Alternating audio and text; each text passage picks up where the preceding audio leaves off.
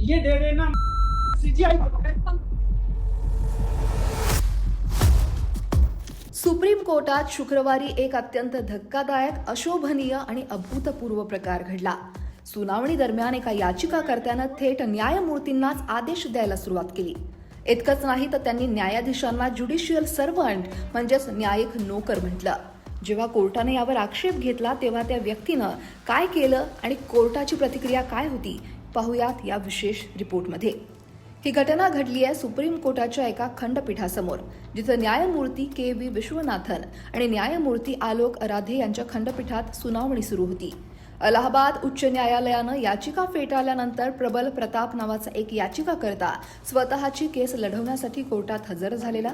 जशी त्याची केस पुकारली गेली तसं त्याने थेट न्यायमूर्तींना उद्देशून एक अजब आणि उद्धट विधान केलं. तो म्हणाला, मिस्टर ज्युडिशियल सर्व्हंट, मी तुम्हाला आदेश देतो की लखनौच्या विकासनगरच्या एसीपी विरोधात तातडीनं FIR नोंदवण्याचा आदेश द्या. यावर न्यायमूर्ती विश्वनाथन यांनी अत्यंत शांतपणे विचारलं, तुम्ही मला आदेश देताय? तुम्ही आम्हाला आदेश देताय? न्यायमूर्तींनी एवढं विचारताच त्या याचिकाकर्त्याचा संयम सुटला. कोणत्याही चिथावणीशिवाय त्यानं हातात असलेली केसची सगळी कागदपत्र कोर्ट रूममध्ये न्यायाधीशांच्या दिशेनं भिरकावली आणि थेट भारताच्या सरन्यायाधीशांच्या विरोधात अत्यंत आक्षेपार्ह आणि शिवीगाळ करणारी भाषा वापरली. कोर्ट रूममध्ये अचानक घडलेल्या या प्रकारामुळे तिथं उपस्थित असलेले वकील आणि अधिकारी थक्क झाले.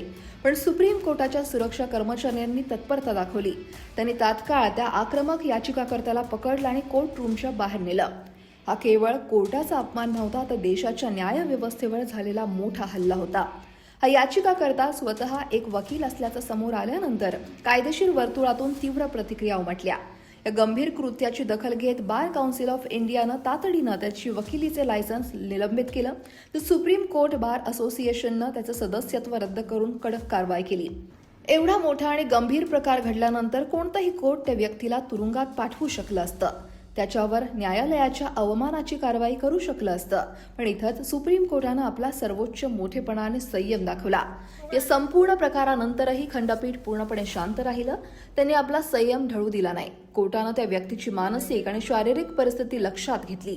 कोर्टानं आपल्या आदेशात स्पष्ट लिहिलं की याचिकाकर्त्याची सध्याची एकूण परिस्थिती पाहता न्यायालय त्याच्या विरोधात कोणतीही दंडात्मक किंवा अवमानाची कारवाई सध्या करण्याचा प्रस्ताव ठेवत नाही.